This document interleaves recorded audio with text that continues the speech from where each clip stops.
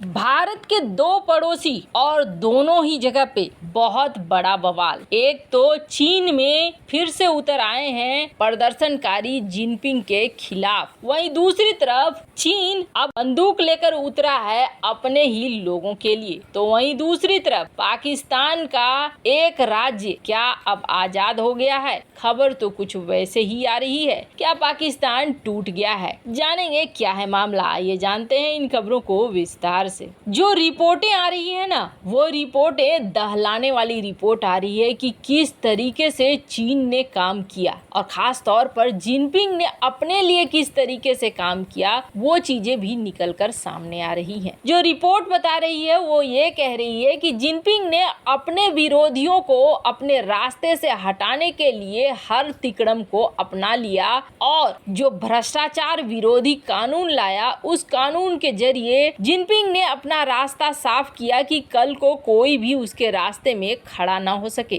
खैर, ये बात तो पता ही थी कि जिनपिंग अपने लिए अपने विरोधियों को भ्रष्टाचार के नाम पर खत्म कर रहा है, ताकि कल को कोई दूसरा आकर खड़ा ना हो जाए और ये न कह दे कि हम जिनपिंग की जगह लेंगे। अब तीसरे कार्यकाल की तरफ जिनपिंग बढ़ रहा है और इस बात की उम्मीद जताई जा रही है कि जिनपिंग को तीसरा कार्यकाल मिल भी जाएगा। पर इन सब के पीछे कई सारी राजनीतिक खेल खेले जा रहे हैं। अभी की जो तस्वीरें निकल कर सामने आई है, उसमें ये निकल कर सामने आया है कि चीन ने एक बार फिर कई जगहों पर लॉकडाउन लगा दिया है। कोरोना धीरे धीरे पूरी दुनिया से खत्म हो गया है, लेकिन अभी भी इसका कहर चीन में जारी है। चीन पूरी कोशिश कर रहा है, लेकिन ये उसके कंट्रोल में नहीं आ रहा है। कंट्रोल करने के लिए चीन ने जीरो कोविड पॉलिसी भी चलाई, तब भी ये कंट्रोल में नहीं आया है। लेकिन हाँ, चीन की जनता जरूर परेशान हो गई है। अब किसी भी तरह के प्रतिबंधों के प्रति चीन की जनता का सब्र का बांध टूटने लगा है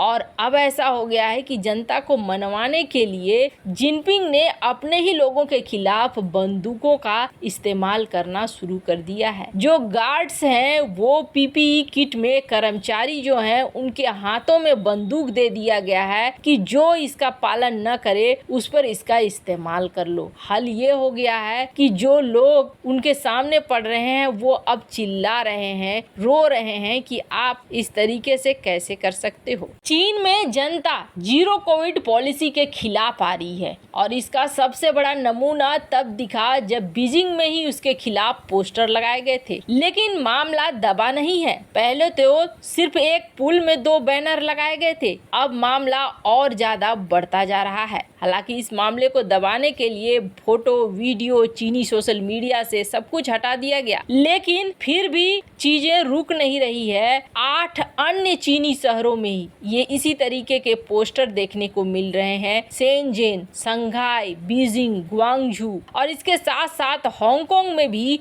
जीरो कोविड पॉलिसी के खिलाफ नारे दिखाई दे रहे हैं। लोग बाथरूम में लिख दे रहे हैं जिनपिंग के खिलाफ, क्योंकि चीन में जनता पर नजर रखी जा रही है, बहुत कड़ाई है। तो ऐसे जगह में विरोध प्रदर्शन दिखाने के लिए ये लोग ऐसी जगहों का इस्तेमाल कर रहे हैं जिन जगहों पर चीनी कैमरे न हो और जिनपिंग के खिलाफ ऐसे जगहों पर लिखा जा रहा है। कल इंडिया टुडे की ये रिपोर्ट है जिसमें ये कहा जा रहा है कि अभी भी ये मामला थमा नहीं है और जिनपिंग के खिलाफ लोग अभी भी उतर रहे हैं। खैर, जहां एक तरफ चीन के अंदर ये चिंगारी जल चुकी है, तो आप देखना ये प्रदर्शन और भी बड़ा रूप लेगा। तो वहीं दूसरी तरफ भारत का जो दूसरा विरोधी और दुश्मन पाकिस्तान है, उसके लिए भी एक बड़ी खबर निकल कर आई है और ये खबर सचमुच में पाकिस्तान के लिए सबसे ज्यादा तबाही का संदेश लाई है। पहले तो ये जान लीजिए कि बाइडेन ने यूं ही नहीं कह दिया था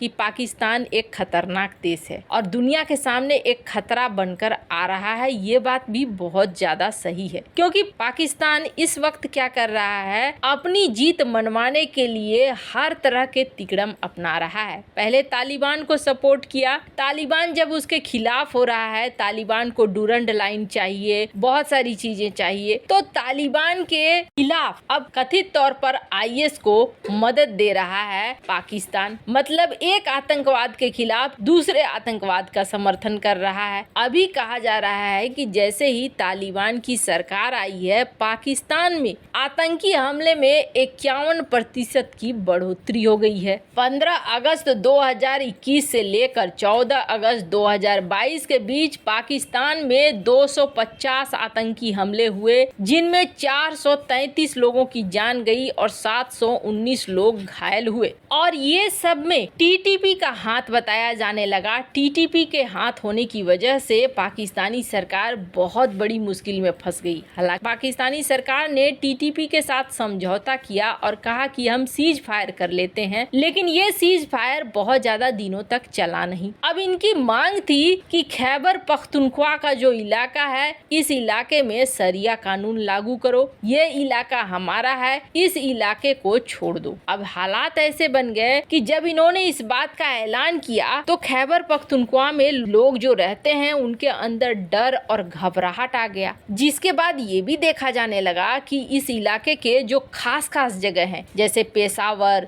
स्वात, दीर, यहाँ में टैंक उतरने लगे और यहाँ पर आतंकी भी उतरने लगे। ये आतंकी जगह जगह पे पोस्ट बनाने लगे। कोई भी गाड़ी जाएगी बिना इनसे पूछे नहीं जाएगी, बिना इनके निगरानी के नहीं जाएगी। स्वात इलाके में तो एकदम से बोलबाला हो गया, जबकि स्वात इलाके को कहा जाता है पाकिस्तान का स्विट्जरलैंड। इस इलाके में बढ़ोतरी होने लगी। हालात ऐसे बन गए ना कि पाकिस्तानी सेना भी यहाँ घुसने से इनकार करने लगी और पाकिस्तानी सेना यहाँ जाना नहीं चाहने लगी। उन्हें लगा कि इस जगह पे उनके साथ कुछ भी हो सकता है। और सिर्फ इतना ही नहीं, पाकिस्तान के इस वक्त जो प्रधानमंत्री बने हुए हैं शहबाज शरीफ, उन्होंने भी अपने सैनिकों को ये कह दिया कि थोड़ा संभल कर रहना, अभी जो है बहुत दिक्कत है। TTP बहुत जलवा दिखा रही है। मतलब अपने ही सेना को इन्होंने डराने का काम भी किया। और अब जो खबर निकल कर आ रही है कि खैबर पख्तूनख्वा का जो ये इलाका है, ये इलाका इस वक्त TTP के फुल कंट्रोल में चला गया है। कहा ये भी जाने लगा